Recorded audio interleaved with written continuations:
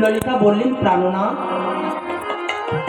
আমাদের রাধারানী যে তোমায় কেমন ভালোবাসে, সেই ভালোবাসার কথা আমি যতই বলি তুমি বুঝতে পারবে না। সে কি, তুমি বলবে আর আমি বুঝবো না? বলে না, তুমি বুঝতে পারবে না। আচ্ছা ললিতা, আমি কি কোনোদিন বুঝতে পারবো না? বলে সে কথা তো বলিনি। তুমি কোনোদিন বুঝতে পারবে না সে কথা বলিনি, তুমি বুঝবে। কবে বুঝবে? তুমি তো এখন স্বয়ং ভগবান। তোমার মধ্যে ভগবানত্ব যতক্ষণ থাকবে ভক্তের মহিমা তুমি বুঝতে পারবে না। বুঝবে কবে জানো? যেদিনে ভক্তের মতন তুমি কাঁদবে, যেদিন রাধার মতন কৃষ্ণ বিরহে,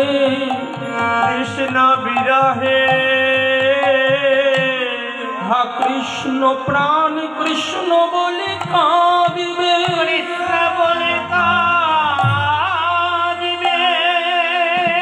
যেদিন রাধার মতন ধুলাই গড়াগড়ি দেবে,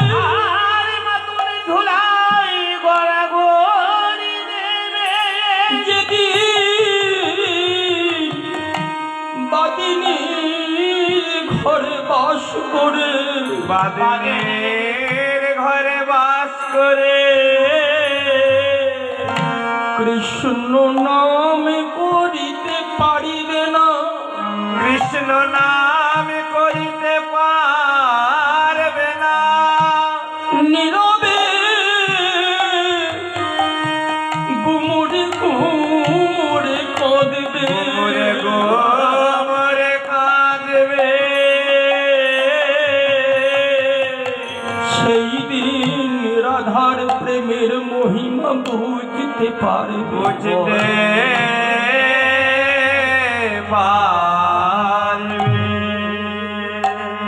শোভাটি কেমন জানেন মা? প্রাকৃত জগতে দেখুন, কোন মায়ের একমাত্র সন্তান, সেই সন্তান যখন কর্মঠ হয়ে বিদেশে কর্মে যায়,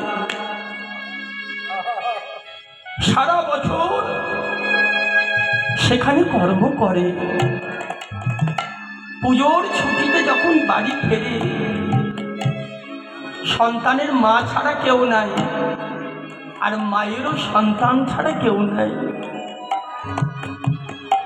বাড়ি এসে মাকে প্রণাম করে জড়িয়ে ধরে, মা গো, সারা বছর তো তোমার কাছে থাকি না, তা বলতে পারো মা, আমি যখন থাকি না আমার জন্য কি কষ্ট হয় মা? মা বলছে, হারে খোকা, তুই আমার মা বলা ধন, তুই ছাড়া জগতে আমার মা বলে কেউ ডাকার নাই। আমার কষ্ট হবে না বাবা? খুব কষ্ট হয়। সন্তান বলছে, ও মা, তোমার কেমন কষ্ট হয় আমায় একবার খুলে বলতে পারো মা? মা বলছে, দূর বোকা ছেলে, আমার কষ্টের কথা আমি এখন যতই বলি না কেন তুই বুঝতে পারবি না। সে কি মা, তুমি বলবে আর আমি বুঝবো না? বলে না, তুই বুঝতে পারবি না। ও মা, আমি কি কোনোদিন বুঝবো না? মা বলছে, দেখ খোকা, বুঝবি। কবে বুঝবি জানিস? তুই তো এখন আমার সন্তান, যেদিন তোর সন্তান হবে, সেই সন্তান যখন বিদেশে কর্ম যাবে, সন্তানের অনুপস্থিতিতে তখন তোর যেমন ব্যথা, তোর যেমন কষ্ট, তদ্রূপ আজ আমার হচ্ছে রে বাবা। সন্তানের পিতা না হওয়া পর্যন্ত মায়ের সন্তান কি বুঝতে পারবে মা? পারবে না। তাই ললিতা বললেন, প্রাণনা, আমাদের রাধা যে তোমায় কেমন ভালোবাসে তুমি বুঝবে কবে? যেদিন ভগবানত্ব পরিত্যাগ করে তুমি ভক্ত ভাব অঙ্গীকার করবে, যেদিন তুমি ভগবান থেকে ভক্ত হবে, যেদিন তুমি রাধা হতে পারবে, সেই দিন রাধার প্রেমের মহিমা বুঝতে পারবে। হরি বল, হরি বল। আচ্ছা বলুন তো বাবা, রসগোল্লা খেতে কেমন? রসগোল্লার আস্বাদটা কেমন বাবা? মিষ্টি। ওমা, রসগোল্লার আস্বাদ মিষ্টি, সেটা জানে কে? যে খায় সে জানে, কিন্তু রসগোল্লা নিজে জানে আমি কত মিষ্টি? রসগোল্লা নিজে জানে না। তাকে জানতে হলে তাকেও আস্বাদন করতে হবে। আস্বাদন না হলে অনুভূতি আসবে না। তাই স্বয়ং ভগবান সেই প্রেম ঋণ তার মাথার উপর পড়ল। কেমন? শ্রীকৃষ্ণের প্রতিজ্ঞা সর্বকাল হইছে, সর্বকাল হইছে। যে মরে ভজে জইছে আমি ভজি তৈছে, আমি ভজি তৈছে। যে আমাকে যেমন ভাবে ভজনা করে আমি তাকে ঠিক তেমনি ভাবে কৃপা করে থাকি। গীতায় ভগবান নিজে প্রতিজ্ঞা করেছেন, যে যথামাং প্রবর্তন্তে স্তাং তথৈব ভজম্যহম মম বর্তানুবর্তন্তে মনুষ্য পার্থ সর্বস্ব। এই বলার পর যে আমাকে যেমন ভাবে ভজনা করে আমি তাকে ঠিক তেমনি ভাবে কৃপা করে থাকি। মহাজন বলেন, হে গোবিন্দ, তোমার এ প্রতিজ্ঞা আর রইল না। কেন জানো?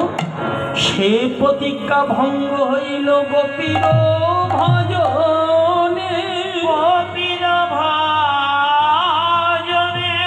তাই গোবিন্দ ঋণী হলেন গোপীদের সনে। গোপীদের সনে। স্বয়ং ভগবান নিজে স্বীকার করলেন, ন পারয়ে হং নিরবদ্ধ সংযুজং সাধু কৃত্যয়ে বিবুধায়ুষা পিব জামা ভজন দুর্জয় গৃহ শৃঙ্খলা সংবিষ্ট তদ্গত প্রতিজাত সাধুনা। প্রতিজাত সাধনা। হে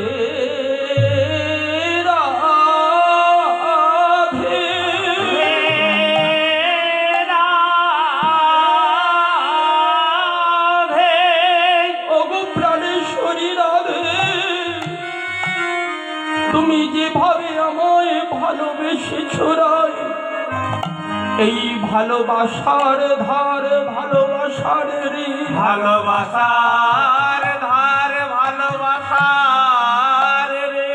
ওই দেবতার পরমায়ু দিও শোধ হবে লড়াই। দেবতায় পরমায় দিয়ে শোধ হবে তাই তোমার ঋণ শুধিবারে যাইব নদিয়া নগরে, যাইব নদিয়া নগরে। জগন্নাথ মিশ্রের ঘরে সচি গর্ভে জন্ম লোভিব।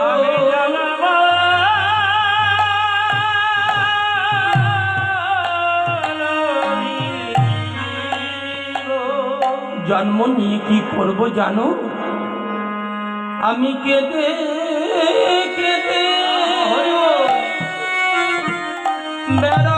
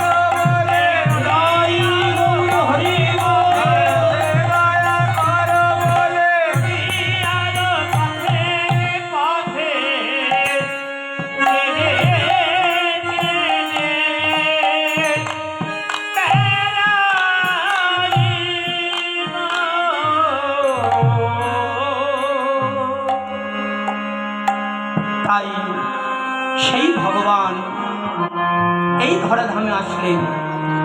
কবিরাজ গোস্বামী পাদ কলম দিয়ে বললেন, রাধা কৃষ্ণ এক আত্মা তুই রূপ ধরি, অন্যন্যে বিলসের আসাদন করি, সেই দুই এক আমার চৈতন্য গোসাই, রস আস্বাদিতে দোহে হইলা এক কোঠা।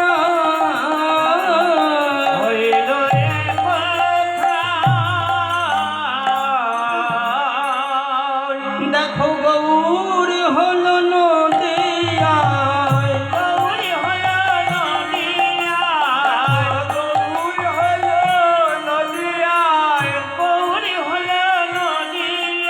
ও সচি মায়ের আঙ্গিনায় গৌর হল নদিয়ায়,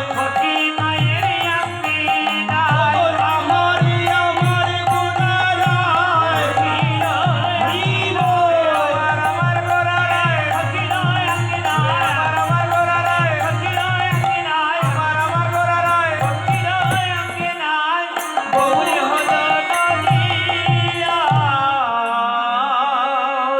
সেই গৌর সুন্দর। আজ শ্রীরাম নবদ্বীপের মাঝে শিবাস অঙ্গনে দুটি নয়ন জলে ভেসে যাচ্ছেন।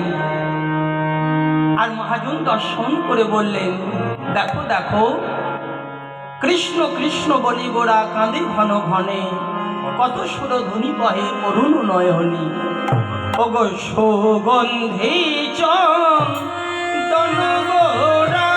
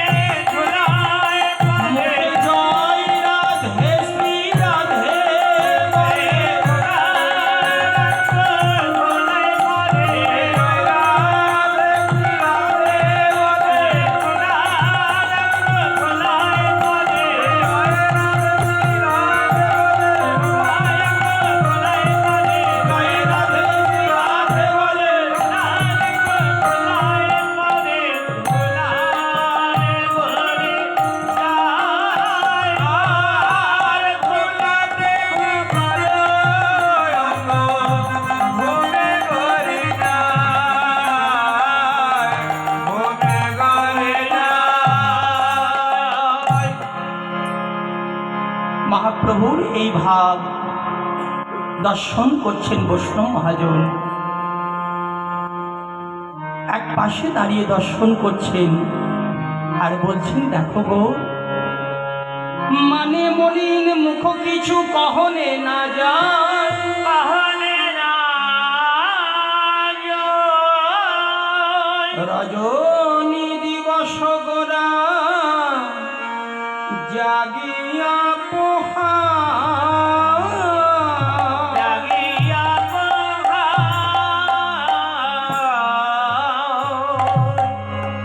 এই যুগটা হলো আচরিত যুগ।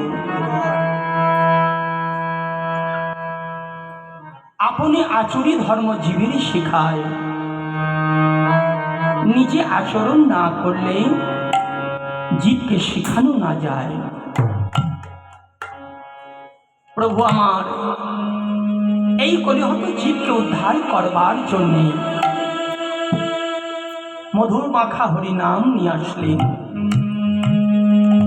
দেখুন, চারি যুগের চারি ধর্ম জীবের বেদেরও লিখন, কলিযুগের ধর্ম ভাই কেবল নাম সংকীর্তন। এই কলিযুগে একমাত্র হরিনাম ছাড়া কলির জীবের গতি নাই, গতি নাই, গতি নাই। তাই তো মহাপ্রভু শ্রীবাস অঙ্গনে উচ্চস্বরে বলেছিলেন, হরের নাম, হরের নাম, হরের নামইব কেবল,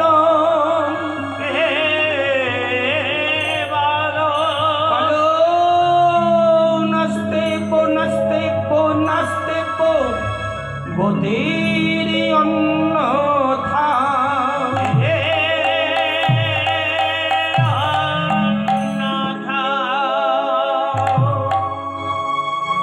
এই শ্লোকটি বলেছিলেন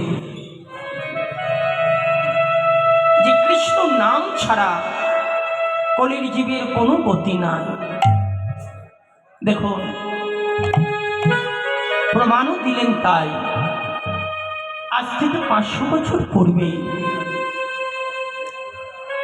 শ্রীধাম নবদ্বীপে এই মধুর কৃষ্ণ নামের গুণে শ্রীবাসের মৃত সন্তান প্রাণ পেয়েছিল মা। আপনারা জানেন 500 বছর পূর্বে নবদ্বীপে জগায় মাধাই উদ্ধার হয়েছে, মুসলমান চাঁদ কাজী উদ্ধার হয়েছে, চপল গোপাল উদ্ধার হয়েছে। আর কি হয়েছে জানেন? শ্রীরাম নীলাচলে একদা মহাপ্রভু বিরাজমান, সুপ্রভাত কাল, প্রভাতী কীর্তন করছেন মহাপ্রভু সপার্ষদে। কেমন? ভজ শ্রীকৃষ্ণ, কহ শ্রীকৃষ্ণ, লহ শ্রীকৃষ্ণের নাম রে। ভজ শ্রীকৃষ্ণ, ভজ শ্রীকৃষ্ণ, লহ শ্রীকৃষ্ণের নাম রে। যে জনা শ্রীকৃষ্ণ ভজে, সে হয় আমার প্রাণ রে। যে জনা শ্রীকৃষ্ণ ভজে, সে হয় আমার প্রাণ রে। ভজ শ্রীকৃষ্ণ, কহ শ্রীকৃষ্ণ, লহ শ্রীকৃষ্ণের নাম রে। ভজ শ্রীকৃষ্ণ, লহ শ্রীকৃষ্ণ, লহ শ্রীকৃষ্ণের নাম রে। এমনি ভাবে মধুর স্বরে প্রভু হরিনাম করছেন। আর হরিনাম করতে করতে যাচ্ছেন কোন পথ দিয়ে? যে পথ দিয়ে যাচ্ছেন সেই পথের পাশে এক বৈষ্ণবের কুটির। বৈষ্ণবের নাম কি মা? বৈষ্ণবের নাম হলো যাদবাচার্য। যাদবাচার্য সকাল বেলায় স্নান করে আহ্নিক করে ভগবানের অর্চনা করে ভগবানের চরণে তুলসী প্রদান করে ভগবানের সেবার জন্যে ভিক্ষায় বেরিয়েছেন। আর ঘরে ছিল একটি লাউ। তার স্ত্রীকে বললেন, সতী সতী, দেখো গোপীনাথের সেবার জন্য একটা লাউ আছে, তুমি বানাও। তার কোলে ছিল একটি ছোট্ট সন্তান। সেই সন্তানকে কোলে নিয়ে তিনি লাউ বানাতে বসেছেন। যাদবাচার্য ভিক্ষায় বেরিয়ে গেছেন। আর এমন সময় মধুর কণ্ঠে প্রভু কীর্তন করতে করতে আসছেন। যেমন মধুর কৃষ্ণ নাম শুনছেন যাদবাচার্যের সাথে, কীর্তন শুনতে শুনতে কীর্তন শুনি সতী সহস্র স্মৃতি হারা।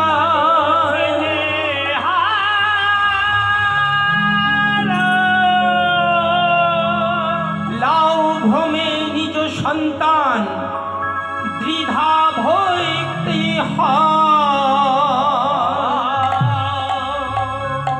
যেমন লাউ বানাতে বসে কখন যে নিজের সন্তানকে দ্বিখণ্ডিত করেছে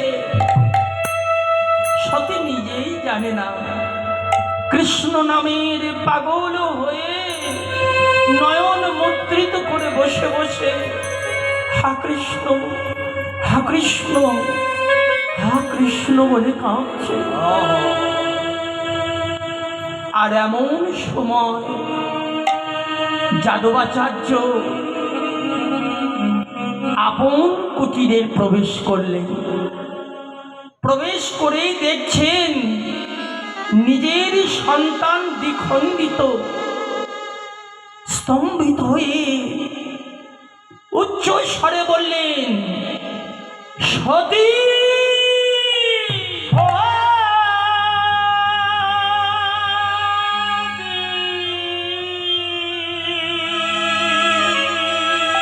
সতী, এ তুমি কি করলে সতী? আমাদের একমাত্র সন্তান তোমার মা বলার পর তাকে তুমি নিজের হাতে দ্বিখণ্ডিত করলে সতী, এ তুমি কি করলে? সতী বাচ্চস্থিতি জ্ঞান পেয়ে নয়ন মেলেছে, দেখছে আপন সন্তান দ্বিখণ্ডিত হয়ে রক্তারক্তি হয়ে ঘরের মেঝেতে করজোড়ে কাঁদছে আর বলছে, স্বামী গো স্বামী গো, আমার সন্তান যে কখন দ্বিখণ্ডিত হলো আমি জানি না, আমি জানি না। জানো স্বামী,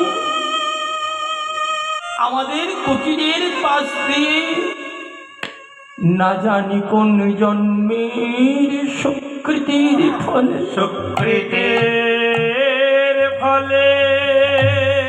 আমাদের কুটিরের পাশ দিয়ে শ্রীকৃষ্ণ চৈতন্য মহাপ্রভু এসেছেন। মধুর কৃষ্ণ নাম গাইতে গাইতে যাচ্ছে, হেমদণ্ড বাহু তুলে নৃত্য করতে করতে যাচ্ছে।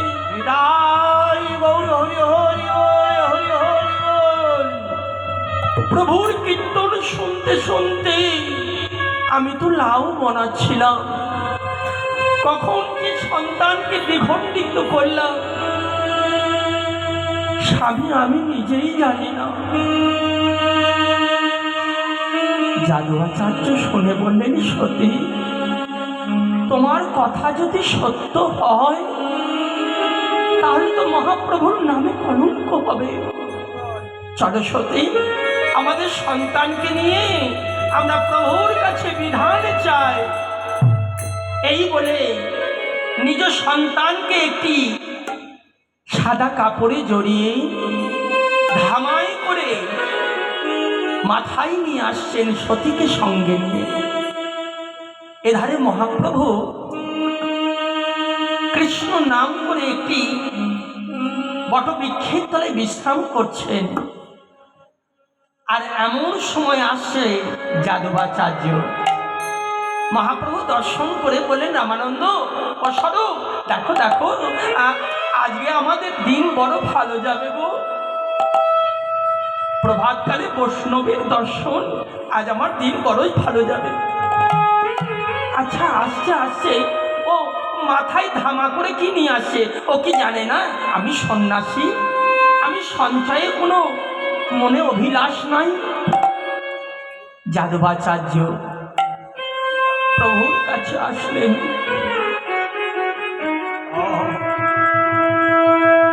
প্রভুর কাছে এসে ধামাটি নামিয়ে নিজ সন্তানকে প্রভুর চরণের সম্মুখে ছুঁয়ে দিলেন।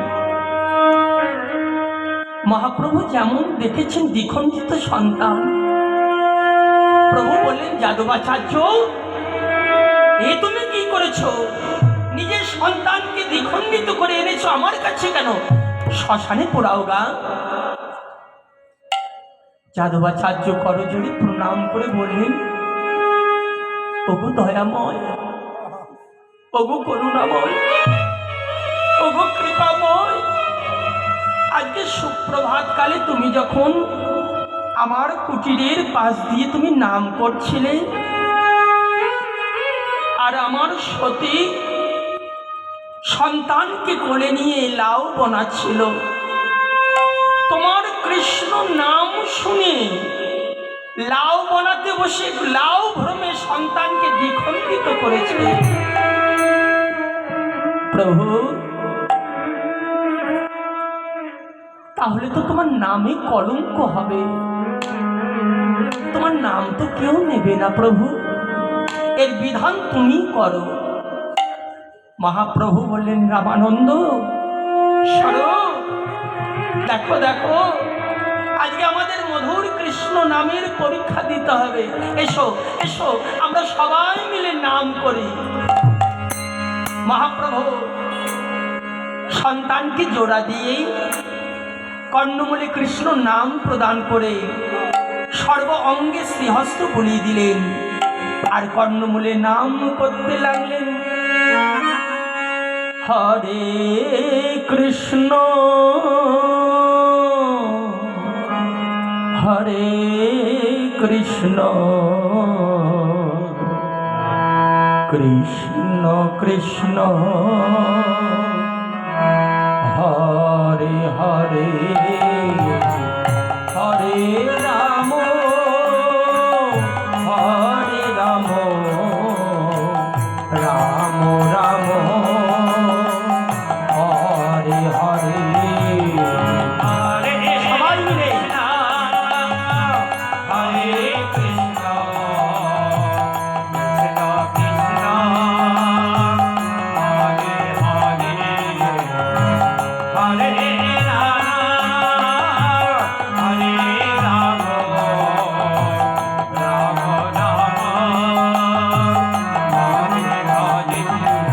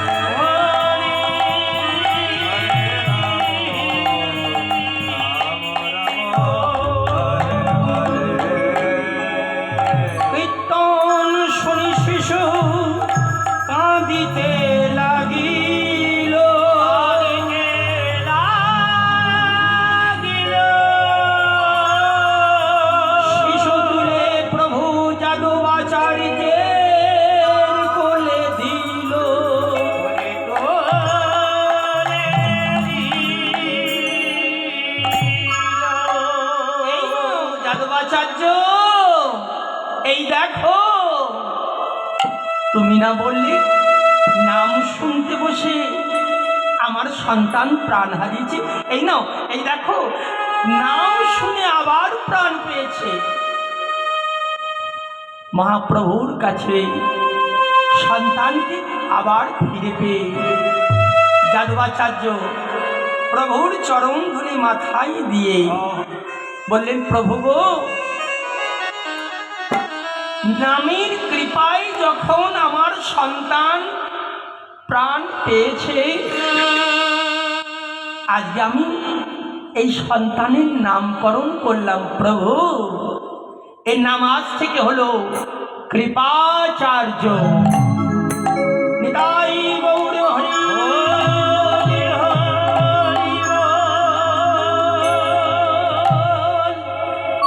তাহলে শুনুন, নামের কৃপায় এও হয়, চাই কি? শ্রদ্ধা, চাই বিশ্বাস, চাই নিষ্ঠা, চাই গুরুচরণে অকৈতব প্রেম। বিশ্বাসটি কেমন? নিম পাতায় কেমন খেতে? নিম পাতা তিতো। নিম পাতা এখন তো কচি কচি নিম পাতা মানুষ খায় না। নিম পাতার আস্বাদ হলো তিতো। দেখুন, 500 বছর পূর্বে তিতো ছিল, আজও তিতো আছে। তেঁতুলে টক ছিল, 500 বছর পরে আজও টক আছে। 500 বছর পূর্বে লঙ্কায় ঝাল ছিল, আজও লঙ্কায় ঝাল আছে। 500 বছর পূর্বের যে মহাপ্রভুর দেওয়া নাম, সেই নামে যে করুণা ছিল, কৃপা ছিল, নামের শক্তি ছিল, নামের ক্রিয়া ছিল, নামের মহিমা ছিল, আজও আছে। আজও আছে। আছে বলেই তো আপনাদের মতন ভক্তিমতী মা, আপনাদের মতন ভক্তিমতী সকল বাবারা এসেছেন এই হরিক্ষেত্রে, রাধা গোবিন্দের অঙ্গনে। তাই নাই আমার কি? নাই আমার বিশ্বাস, নাই আমার শ্রদ্ধা, যার জন্য আমার কোনো অনুভব নাই। জয় নিতাই। তাই মহাজন এক পাশে দাঁড়িয়ে এই চৈতন্য লীলা দর্শন করছেন, আর কলম দিয়ে বললেন, বাসুদেব ঘোষে কহে মনের হরিষে, মনের হরিষে মান রস গোড়া চাঁদ করিলা প্রকাশে। করিলা প্রকাশে। আজ কহে বাসু ঘোষ